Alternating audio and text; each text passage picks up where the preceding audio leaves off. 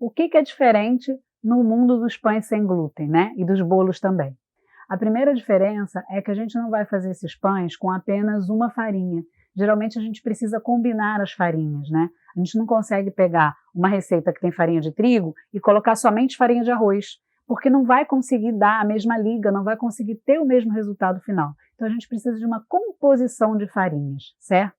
Uma segunda diferença é que você fermenta muito mais rápido um pão sem glúten, né? E outra coisa é que você tem um processo de confecção também mais rápido. Você não tem glúten para desenvolver.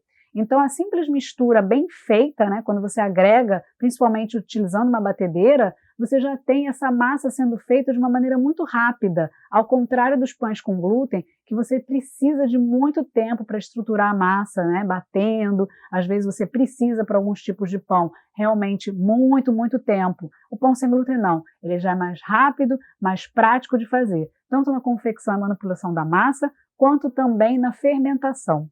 Outra diferença muito importante é que você tem uma variedade, uma cartela de sabores infinita. Por quê? Você acaba abusando dos sabores para você ganhar nesse quesito.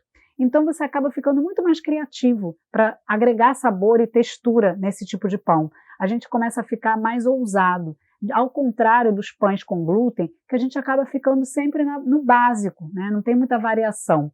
Então, nos pães sem glúten, a gente já tem variações nas misturas de farinha que naturalmente trazem sabores super diferenciados. E depois a gente começa a combinar esses mix com vários tipos de gorduras, coloca ou não coloca ovos, coloca ou não coloca castanhas, sementes e por aí vai.